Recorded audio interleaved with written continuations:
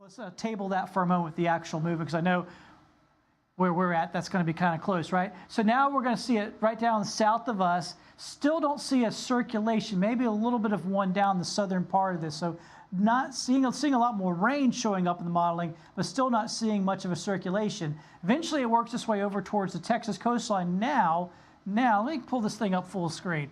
Now you can see a circulation there around Corpus Christi down towards Brownsville, Texas. So right there near the kind of Texas and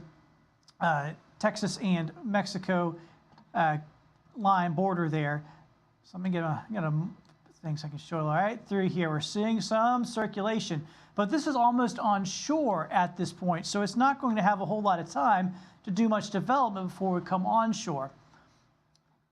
All right, so let's talk about well, what are we even looking at here? It seems pretty marginal at this point, and it is.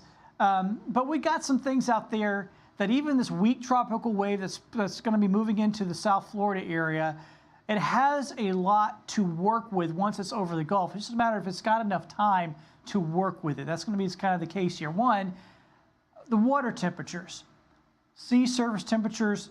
These are the anomalies. Anomalies, you know, how far from the average it is. When you see these dark oranges, well above normal. I mean, we're talking 2 to 3 degrees above normal. Remember, this tropical wave is going to be crossing right across the southern part of Florida. I forget that that's a touch screen. Let me get back to it. So this is very warm water in the very western part of the Gulf. We're at 89 degrees. I mean, that's super fuel for a storm. So it's going to get into some very warm water almost immediately once it crosses the Florida Peninsula. Of course, warm water is one part of the equation. Another thing we always look at here is what's happening in the upper levels of the atmosphere with wind shear. And there's pockets of wind shear. You see some out here of the Caribbean, some out here of the Atlantic, some just off the coast of Florida. Remember, it's going to be weak as it approaches Florida, and this is why, because it's going to be running through a lot of wind shear. It's not going to allow this thing to develop before it gets to the east coast of Florida. But once it crosses the peninsula of Florida, there's almost no wind shear in the Gulf of Mexico, which means good conditions for development. So we have extremely warm water, up around 89 degrees. We have almost no wind shear. So wind shear keep in mind, a tropical system is a 3D thing. It builds up high into the atmosphere. And that wind shear, if it's strong, will just clip the tops of the clouds off. Think of it like a hedge trimmer trimming a bush. It doesn't allow it to grow. But in this case, there's no wind shear, so the storm can grow. So that's two big factors right there. So really the main thing we're looking for here is the actual tropical wave itself. That's going to be out here. It's down near Puerto Rico right now. That's the tropical wave we're looking at that's eventually going to work its way towards the Bahamas, cross South Florida at some point, and then work its way into the Gulf of Mexico. And once it gets there, it's going to find a very good environment for development. It just doesn't look like it's going to have much time. It's going to be kind of racing across the Gulf of Mexico. You say, well, why is it going to be racing across the Gulf of Mexico? And why? And that's not going to be too far from us. Why is it not going to make a turn and head towards us? There's good reason for that. So we've been dealing with this for a while, right? This oppressive heat wave. We've gotten a little bit of a break the last couple of days. But the high pressure that's been creating the heat wave is going to build right back in as we go through the weekend and on into early next week. There's the high. That's Monday afternoon. It's Monday right at lunchtime. It's parked right on top of the U.S., like around Missouri. And you can see it's huge. It's a massive, big dome of high pressure in the upper levels of the atmosphere. And you say, well, so what? Well, the so what here is right on Monday, this tropical wave should be right around Miami. It cannot go north, because think of this like a mountain. It's a huge mountain. It's a dome. It's a big old mountain. This storm can't turn and climb that mountain. Can't do it. It's going to be pushed across the Gulf of Mexico, basically due west. It's going to go around this area of high pressure.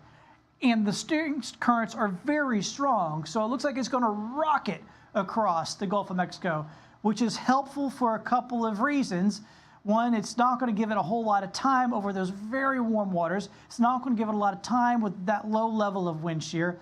And that's what's going to really help to keep it from getting too strong, most likely. I mean, like I said, the conditions out there are great for it. If it could spend a couple of days or 3 days over the Gulf out there, it could grow to a very powerful storm. It could really develop. But it doesn't look like it's going to have the ability simply because it is going to be moving fairly quickly. Let me get back to what I'm talking about here on the modeling so you can go back. So now that you got the information, you know this water is warm, you know there's not much in the way of wind shear out here, but also you know what the steering currents are looking like. That once again is going to be Saturday morning here on this one. I put this into play. There it goes.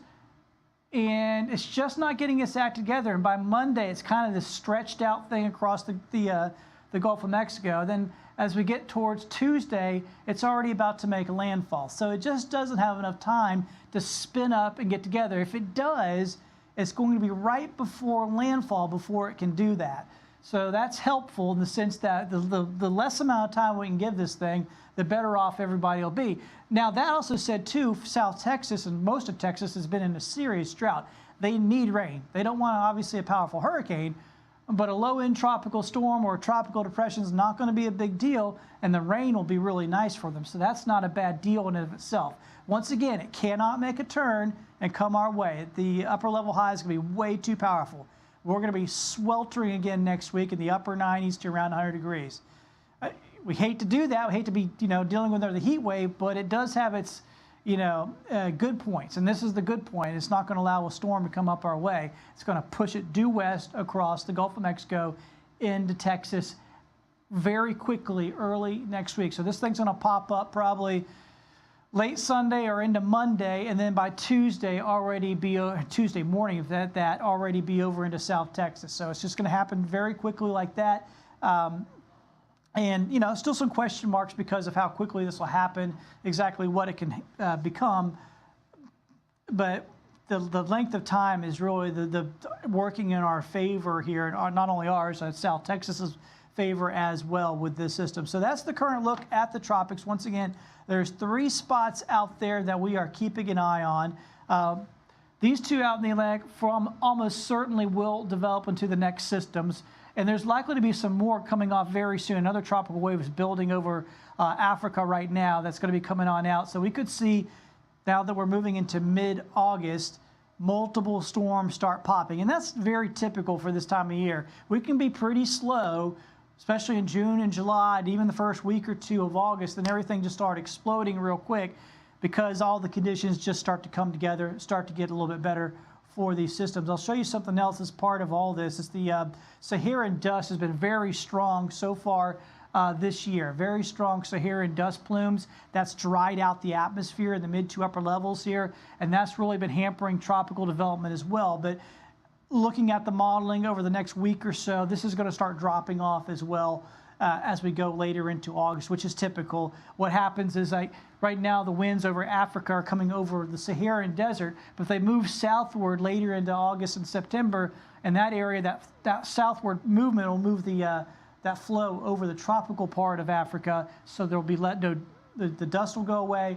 and we'll start getting more tropical waves coming off of Africa. That's typically what happens, and we see that happening in the modeling over the next week or 2. So things are going to really pick up out there. Our eyes, of course, will be on the Gulf of Mexico with that possible system. Once again, it's going to have limited amount of time here to develop. Of course, we'll keep you updated here at Fox 10, letting you know exactly what's happening with this system and any other system that pops up here for us over the next couple of weeks and going through the rest of hurricane season. Let's keep them away.